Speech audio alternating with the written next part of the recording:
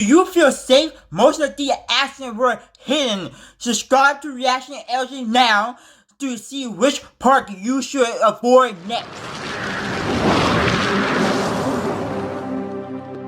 Imagine launching from 0 to 112 miles per hour in just 1.5 this seconds. is a roller coaster. Sounds thrilling, right?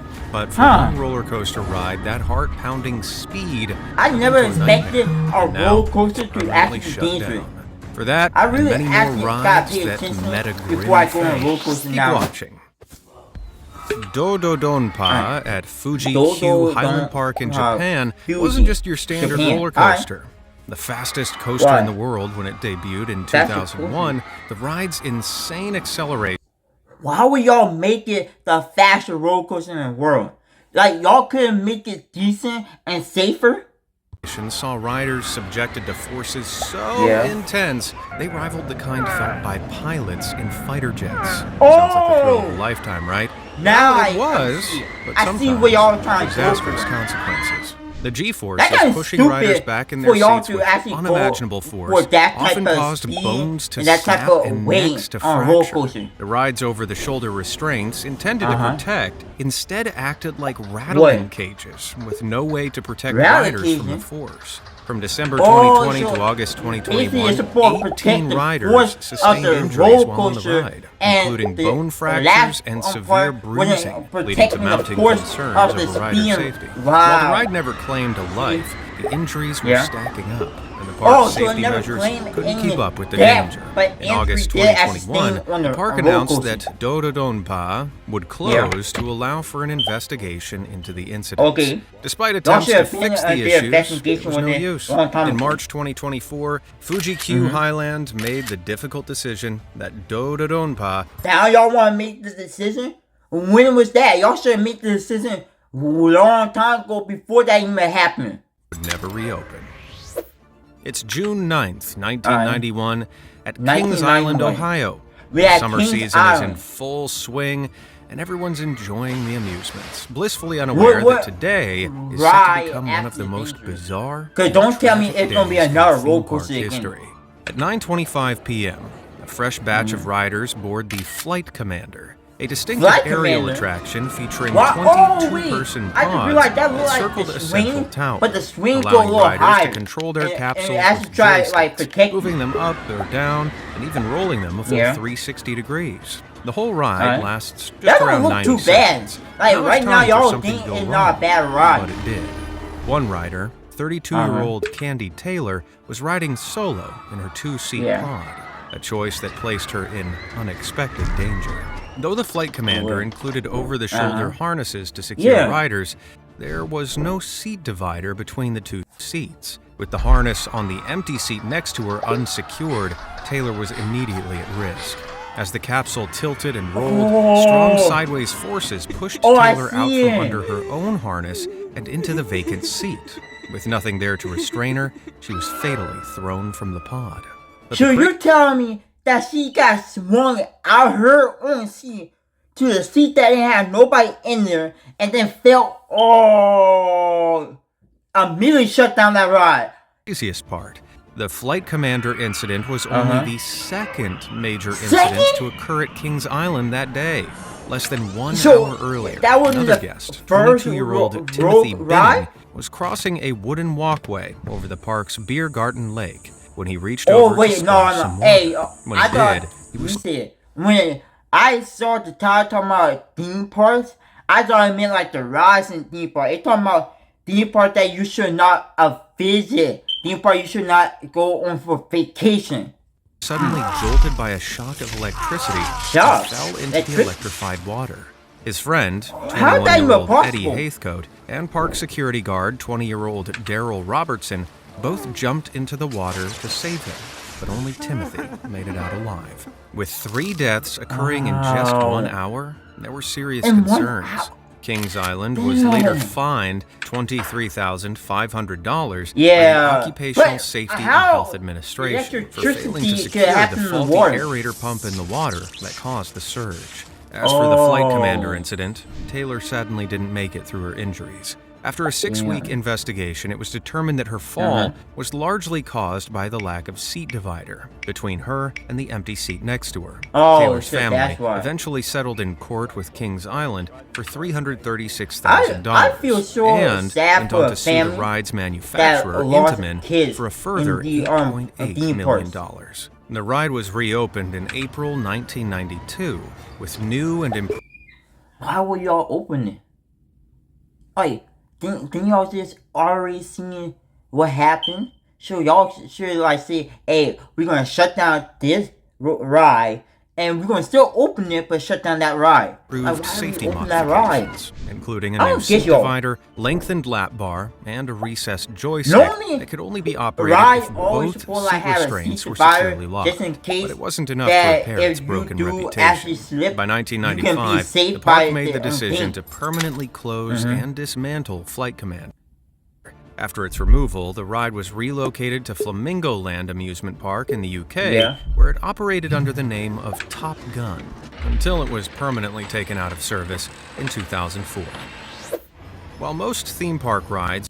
What's wrong with y'all? Y'all reopen the thing, then y'all relocate. Then why you keep on trying to get a ride that already killed a girl already? Shut down because of something happening to someone on board for our next ride. Not even the queue is safe. Cedar Point's Top Thrill Dragster was one of the tallest and fastest roller coasters in the world, launching riders from 0 to 120 miles per hour in just 4 seconds. Just by watching it, y'all would think this is actually funny. But I understand that certain roller coasters like that is not funny. As one of the trains was nearing the brake run, something went catastrophically wrong. Waiting in line was 44-year-old Rachel Hawes from Michigan. And without warning, a piece of metal about the size of a hand broke free from the side of the speeding train, hurtling straight toward her head. She collapsed instantly.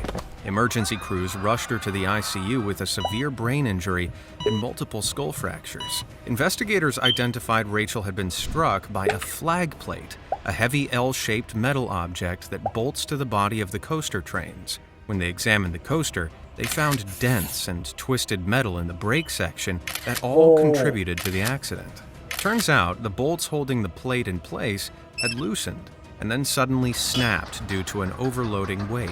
There was no evidence that the park knew anything was wrong before the accident happened. Yeah, you can't blame the park. Like, the park probably didn't know that it was like too much weight on a roller coaster, and they didn't know it was going to be like that. The night before, with no problems recorded. Cedar Point immediately shut the ride, and it remained that way for over a year. In September 2022, the park announced Top Thrill Dragster was officially retired. Then in 2024, the park unveiled Top Thrill 2. But its debut drew mixed reactions after a viral video appeared to show a head-shaped object flying off the ride just days before opening to the public. Turns out it was just part of one of the test dummies on board the ride. As for Rachel, she survived her ordeal, but with life-altering injuries. I'm glad it was just a test dummy, and I'm glad she's still alive. And future care costs upwards of $10 million. She received an undisclosed settlement from Cedar Point in April 2024. This is the Fury 325, Carowinds record-breaking Giga Coaster, launching riders at 95 miles per hour at 325 feet in the air. When it opened in 2015, it was considered one of the greatest feats of coaster engineering, until one summer day in 2023. On June 30th, park guest Jeremy Wagner was filming the coaster when his stomach dropped. A massive support column cracked straight through right as the riders hurtled over the tracks. The steel visibly flexes, separating from the track as the train screams past at near triple-digit speeds. After Jeremy showed the footage to guest services and the local fire department, Carowinds had no choice. Fury 325 y'all had to shut that down immediately. Y'all had to shut it down. What followed was a behind-the-scenes scramble Inspections by the ride's manufacturer, Bolliger and Mabillard, I'm glad nobody died. more than just a single fracture. He Another never found was that found out? nearby the first I don't crack. know what Experts happened to pointed people. to structural fatigue as the cause for the damage that could have turned world-class thrills into a worst-case scenario. For 6 tense weeks, engineers worked to replace the cracked column with newly fabricated steel. It took over 500 full-cycle test runs to convince 3 separate safety organizations, including government inspectors, independent engineers, and coaster specialists, that the ride was safe again. Finally, on August 10th, Fury 365 was back. After the near disaster, Carowinds doubled down by saying its rides are inspected daily. But after seeing what happened, would you still dare to ride? Hey, from one, yeah, I would probably dare to ride that. Cause you testing it multiple times, and then someone already filming towards y'all. Hey, I'm riding it. 2001, Cedar Point unveiled Vertigo, a cutting-edge steel tower slingshot that hurled riders nearly 300 feet into the air, 50 miles per hour. It was supposed to be a headline attraction. Instead, it lasted just over 2 months. That winter, with the ride car removed for maintenance, one of Vertigo's 265-foot towers suddenly collapsed. Thankfully, no one was hurt, and there was minimal damage to the grounds near the ride. But park officials were confused. There'd been no unusually strong winds that day, so how had the tower collapsed?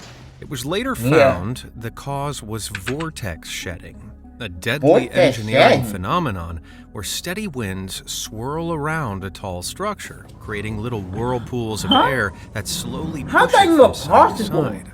As Vertigo continued swaying in the wind, each small gust's impact got bigger and bigger. Eventually, the increasing motion caused the structure to snap, all from just a gentle breeze.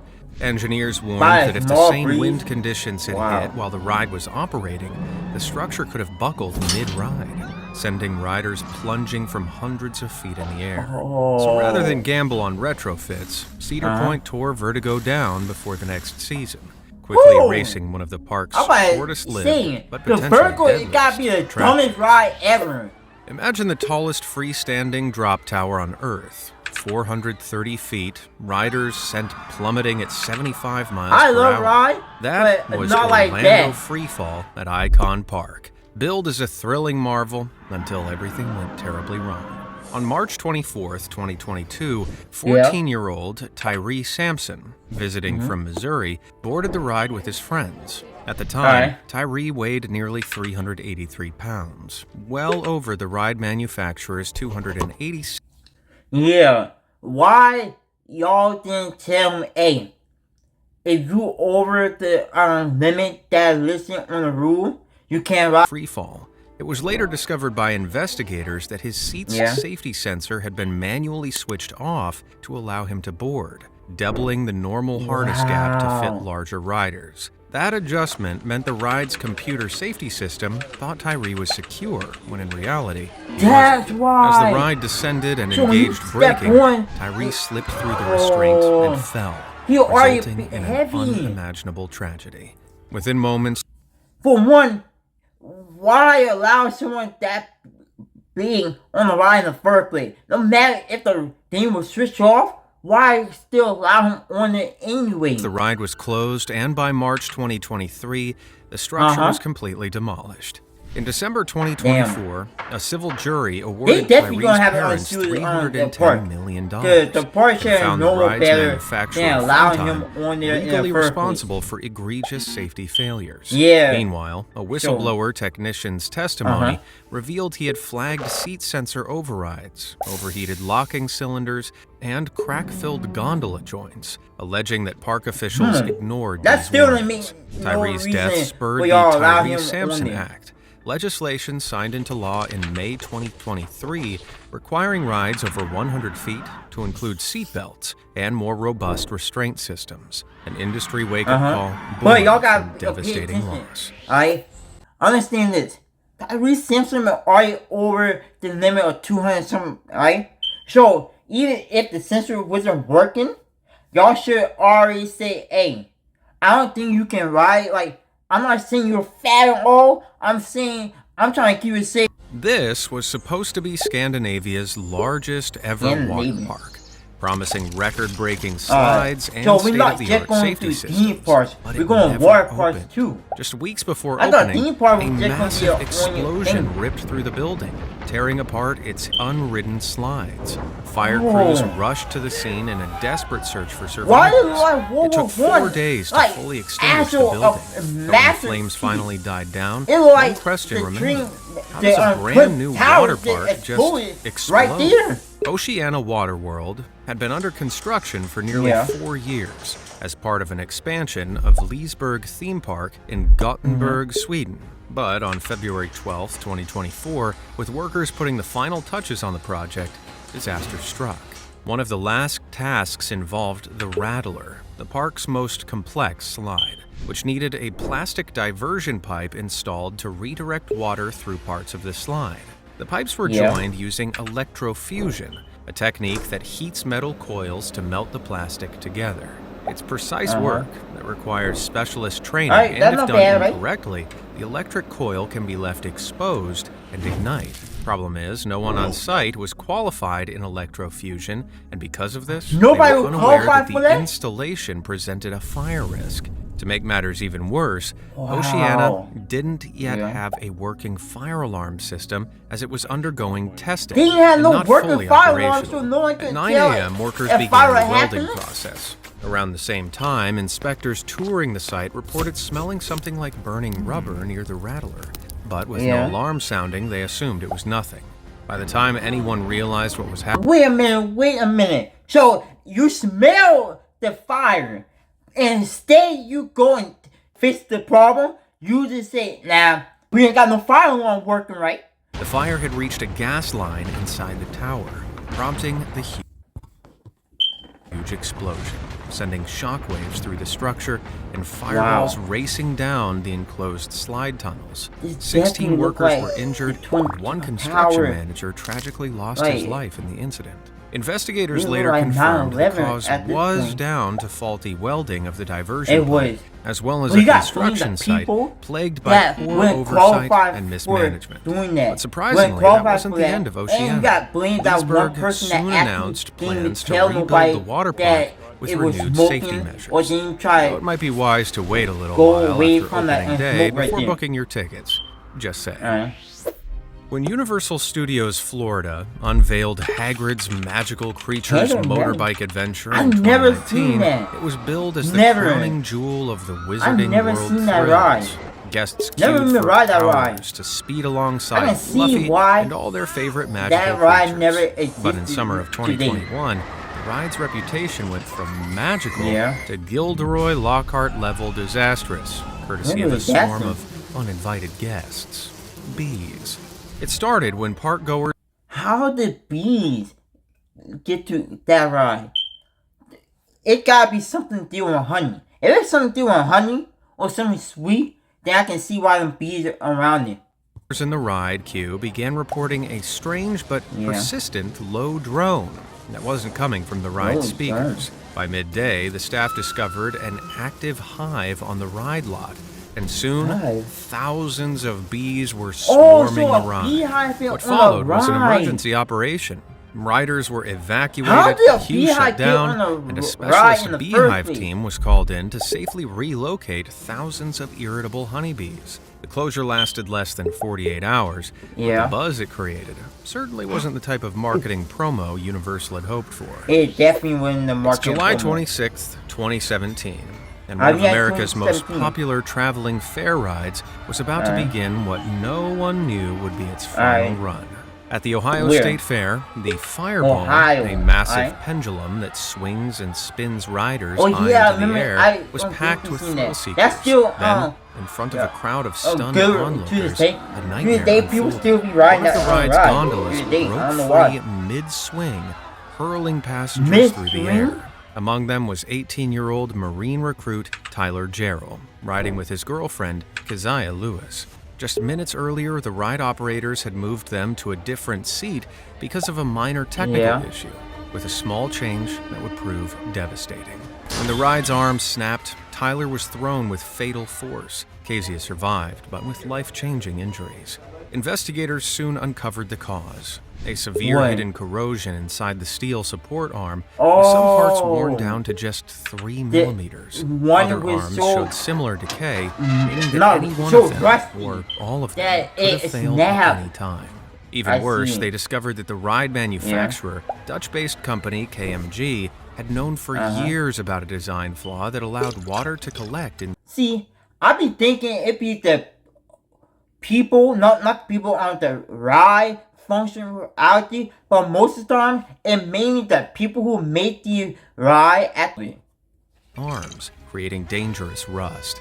Instead of issuing recalls or public warnings, they quietly updated their inspection guidelines. For the Fireball at the Ohio State Fair, those updates came far too late. Because KMG was based in the Netherlands and Ohio law didn't extend criminal liability to foreign manufacturers, US prosecutors had no way to bring the company into court. However, the victims' families were able to file a civil lawsuit against Amusements of America, the New Jersey-based operator that owned and ran the fair's rides. After the incident, the Fireball at the Ohio State Fair was immediately shut down. But it wasn't over yet. At the time, KMG had about 43 similar Fireball rides operating at fairs around the world, with 11 of them in the US. Within days, KMG ordered every single one out of service. To this day, there's no public evidence that any have ever returned to operation. When theme park rides fail, often the park takes the blame while the manufacturer slips into the shadows. But so what you're saying is that people who work at the park, they all take the blame for it instead of the person who actually manufactured and made the ride. Industry, one name stands out. Safeco. Founded in Spain in 1968, they've built some of the most unsafe, accident-prone rides ever made. And one in particular has earned an especially grim reputation. The Crazy Frog is a spinning jump ride with long arms that lift and drop cars in a bouncing motion. That bounce is controlled manually by the operator's foot pedal, and one wrong move can send the cars slamming to the ground. And if that doesn't sound risky enough, the arms themselves are a hazard. Their welds sit at the highest stress points, where the most force hits during each bounce, creating built-in weak spots. Let me see this, y'all. I picture this. If I'm working there at that theme park doing that one, I gotta control the whole mechanism. Like I'm driving a car without killing hundreds of people. Entire arms have snapped off mid-ride. To make matters worse, electrical cabling to the seats runs directly over these crack-prone areas, making inspections harder. Then there are the lap bars. On many older models, a single bar restrains all riders in a car, leaving smaller passengers at risk of bouncing around or even being thrown out entirely. And there's more. Each car is attached to its arm by just 2 small welded mounts. If one fails, which has happened before, the car can swing downwards, and they didn't even got fall out the whole car can fall, putting loosely restrained riders in serious danger of ejection. Safeco never issued any safety warnings about the Crazy Frog's flaws and went bankrupt in 2020, leaving no way to hold them accountable. Government agencies in several countries stepped in with safety advice, but many rides remain unmodified, especially outside the US and UK. In 2024 alone, there were 2 riders ejected, a sweep arm tearing free, and an entire car breaking away mid-air. Sheesh. For a ride called Crazy Frog, the real crazy part is that so many are still operating. Something off. When King's Dominion unveiled Intimidator 305 in 2010, it was meant to be a monument to speed. a 305-foot Normally, plunge a lot of straight people into a blistering thinking that roller coaster could be NASCAR-type fast turn. and But within weeks, thrilling, the park but faced an bro, unexpected the and serious one problem. thing at Riders any weren't theme just park screaming. is the roller Many coasters. were losing The roller coaster consciousness. can be the most Coaster's dangerous, first turn, and taken it can full be fun speed, too, but it can subjected be riders dangerous to at the peak same time lateral too. G-forces of nearly 5 Gs, significantly 5 Gs? higher than the What are usual 5 3 Gs? to 4 Gs seen on most thrill rides. What is that supposed This to mean? extreme force caused numerous riders to experience grayouts, brief moments when vision What? fades under intense pressure. Some even suffered full blackouts and briefly lost consciousness. The physics were unforgiving. Oh, I Thrilling, see yes, it. but I unsustainable wasn't in even terms paying of safety. attention After only a few about weeks of the operation, the blackouts ride was you shut had. down, so engineers could install trim breakers to slow the drop. Even then, the fix was only temporary.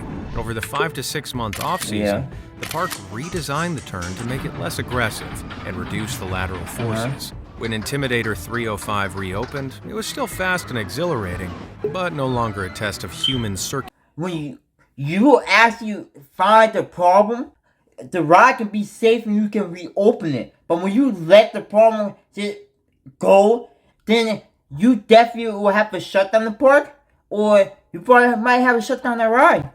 Resilience. Ask any wooden coaster fan about El Wooden Toro coaster? at Six Flags Great El Adventure, Toro? and you'll hear the same thing. It's intense, it's relentless, and the splintering 176-foot drop is totally out of this world. I don't even remember But even on the riding night that of August 25th, ride in Six 2022, Flags. riders met a bump in the road. As the train roared toward the final section of track, riders were suddenly jolted by what many described as hitting a pothole. The impact was brutal enough to injure 14 passengers, sending 5 to the hospital with back, neck, and mouth injuries. New Jersey ride inspectors soon discovered the cause. Multiple wooden support columns beneath a section of track had sustained structural damage, allowing the rails to dip under the immense forces of the coaster. But this wasn't the first red flag against El Toro. In 2021, the coaster had also suffered a partial derailment, though no one was hurt. But after the pothole incident, steps were taken to close the ride. It sat idly for nearly a year until Six Flags coordinated a massive retracking effort, replacing and reinforcing the compromised section before the coaster reopened in June 2023. When a roller coaster's selling point is that it combines wooden tracks with real fire, you'd be right to be cautious. But in July 2024, guests at Alton Towers found out the hard way when... Yo, a ride like that could be the dopest one, but it can be even 10 times dangerous than any roller coaster you could ever imagine. One ride quite literally went up in smoke. Wicker Man is one of the UK park's headline attractions, themed around a towering flaming wicker figure that looms over the tracks. Now, despite its timber look, the main Wicker Man structure is actually steel, while only the track includes wood, which makes the pyrotechnics safe, in theory. But on that summer day, riders queuing for their turn noticed... Wait a minute. Why make the roller coaster wooden, but the structure steel? Why didn't you just make everything else steel, or made it like a brick or a flame retardant? That kind of stupid. Smoke rising from one of the coaster's turn sections. That kind of stupid. The ride was evacuated, barriers went up, and engineers appeared on the tracks with fire extinguishers. Why would you make a wood? Speculation spread How fast. slow you gotta be to Ignite make again something wood? was the ride about to blow. Wood. And within hours, Alton fire Towers happened. issued a statement blaming interference from a foreign object rather than the ride's systems. According to rumor, the culprit was an accidentally dropped vape.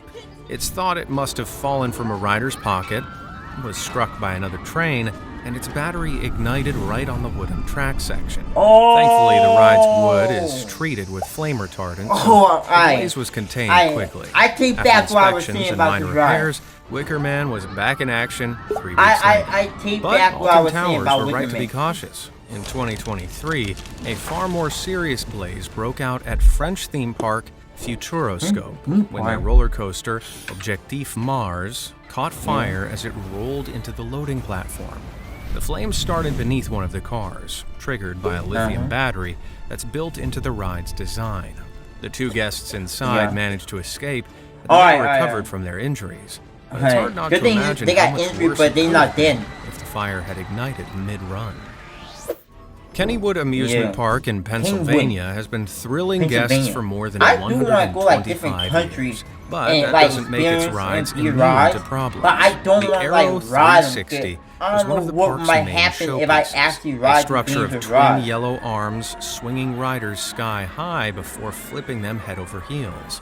But on May 30th, 2022, the ride locked in midair, leaving passengers dangling upside down. Witnesses on the ground could hear the riders screaming for help as they dangled above midway. After just a couple of minutes upside down, blood would be rushing to their heads, their faces flushing and pounding, vision starting to blur, and every breath feeling shallower. By the 5-minute mark, discomfort starts to turn to real panic, with dizziness, pressure, and the terrifying unknown of what could happen next.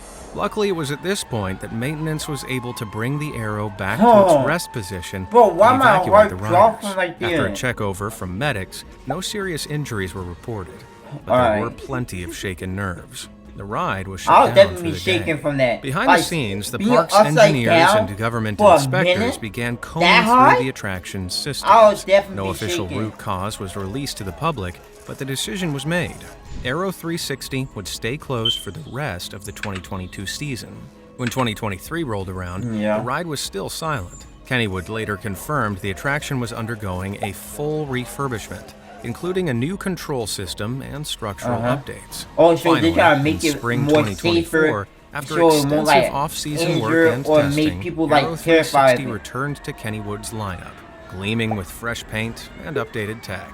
The park insisted the ride was safe and now ready it's not for going cruise like again. all the After over. It's seeing going its like riders you know head that boat upside ride down it going midair, all the way up, and about to go over, and then it comes right back no, down. thanks. I'm gonna go home. I'm glad right there. It's June 29th, 2010, and a group of 48 park goers at the OCT East theme park in Shenzhen, China, have just strapped in for a high-speed space launch. Where we at now? 2010, and a group of 48 park goers at the OCT East theme park in Shenzhen, China, have just strapped in for a high-speed space launch simulator. But what was meant to be a trip to the stars is set to end with the ride's demise. They're on board one of the park's star attractions, Space Journey. Set inside a massive enclosed chamber made up of 11 shuttle capsules holding 4 riders apiece, all mounted around a spinning centrifuge. Each rider is locked in place by harnesses, while the entire platform accelerates and tilts to mimic the G-forces of a rocket launch. Just seconds in, a deafening bang echoes through the chamber. Lights flicker, the centrifuge lurches violently. One cabin rips from its mount, still spinning as it slams into a neighboring pod. Both plunge almost 50 feet to the floor, and by the end, all 11 cabins have flipped upside down, with riders in danger of falling. When the chaos subsides, first responders race to reach survivors, some of whom wait up to 20 minutes before being freed. Sadly, out of the 48, 6 haven't survived the accident, while a further 10 are injured. Out of the 48, 6 survive? Oh, wait here. Space Journey and the So, you tell me 6, maybe 10, 20, 30. I don't know what that is, but bro, damn, I feel sad for the rest of the people. Entire section of the park are immediately closed while safety checks sweep across the resort and a full investigation begins. Authorities question 11 employees, including operators, maintenance staff, and managers. Hey, you definitely have a Most question. insist there had been no warning signs, but some passengers recall the ride struggling moments before its Wow, failure. so you had Park no officials warning claim sign. staff conduct daily safety checks and argue the disaster was caused by an unpredictable mechanical fault, for which the manufacturer should bear responsibility. Investigators, however, were less certain. It always gotta be manufacturing. Like, why does us people who work at the park who have to get blamed for it? If it gotta be a manufacturer, the people who make the ride at fault. The inspections were carried out with proper diligence. To this day, the exact cause remains unclear. But one fact is beyond doubt. Cool Space Journey that never took another it's so passenger cold after that that day, hard to like figure out what really shut happened. down. In September 2009, a family day at Knott's Berry Farm turned into a nightmare. That actually got 12-year-old shut Kyle down, Wheeler and then his some got father, Russell, reopened, boarded then the shut front down row again, of the and then park's some did got high-speed reopened, accelerator but roller they actually coaster. fixed But the just problem. 4 seconds after launch, everything went wrong. Uh-huh. A launch cable snapped, lashing toward Kyle. The horrifying moment was caught on camera, but what exactly happened that day, and why did the cable fail? The accelerator, built by Intamin, uses a hydraulic launch system to propel trains from 0 to 82 miles per hour in just over 2 seconds. Before y'all That system relies on heavy-duty steel cables. Test the ride. Breaks, the consequences Like can what be I'm catastrophic. about to say, y'all, is if y'all working at the park, make sure that if the ride is not safe, test it before opening the roller coaster or opening the theme park. Investigators found that one of these cables had frayed internally over time. When it gave way, strands whipped back Is into the cable train's cars. weighing? It also That's came to why. light that despite Intamin urging monthly inspections, Knott's Berry waited 6 months between checks, and sometimes 6 months past between those, checks? too. Knott's Berry To Farm actually closed the fix ride the problem? immediately, and it stayed shut for over a year, while Intamin you replaced the can't cables, immediately and the park fix it. carried out a full safety inspection. Kyle survived, but was left with serious injuries that would take months from recover from. Doctors later said that the blow could easily have taken his leg or worse if it had struck a little higher. But not everyone is so fortunate. And for our next coaster closure, there was no near miss, only disaster. Wait. So this gonna be a final ride of the video. Oh. I'm praying that someone is safe from this one. Coaster enthusiast's worst nightmare. You've just taken your seat on a roller coaster, and the ride operator is securing everyone into their seats. When they pull your restraint down, something feels off. You're not sure it's secure. You ask the ride attendant, is everything okay? They reassure you with a smile, and you move forward, trusting that everything will be fine. But what if it's not? That fear became a reality for one rider at Six Flags Over Texas on July 19th, 2013. 52-year-old Rosa Esparza boarded the new Texas Giant around 6:45 p.m. in the row behind her daughter and son-in-law. After her restraint was brought down, she immediately expressed concerns to the ride attendant as she could feel that the lap bar wasn't securely fastened. Oh! It's just like the dude who died because he was waiting. I think it's because she is too big that when that part hit her stomach, it can't actually sit right here, down here somewhere. So it's because you're waiting. And instead of them to say, I'm sorry, but you can't ride the ride, they probably allow her to ride. After attendants confirmed with the ride's computer system that all lap bars were secure, the ride began. Early in the ride, Rosa's daughter noticed her mother's safety restraint. It wasn't because the lap bar. Rosa slipped down into the seat, nearly upside down. Nearby ride. So for them to not tell her that, oh, she can't ride the ride, they allowed her to ride, and that would happen for this one. She was thrown from the car at 75 feet. Yeah, you It took definitely the got fire to bring the crew D over part for an this hour one. to locate Rosa. In the end, they found her on top of one of the ride's support beams. It was clear she had not survived the fall. And even worse, she was no longer in one piece. Interviews with employees operating the new Texas Giant that day revealed there were suspicions the restraint was not all the way down. However, when they checked the computer system that's supposed to know if restraints are locked, the restraint was down enough for the ride's computer to register it as locked. The park immediately shut down the new Texas Giant, you checked the and Six computer, Flags took not swift the action. actual The ride? ride reopened That just 2 months later, with newly added seatbelts. Yo, if that video was wild, you haven't seen anything yet. I put my funniest reaction right here in this playlist, and YouTube thinks you will love this special video next. Click one of those, hit the sub button if you are new, and I'll see you in the next one. Peace.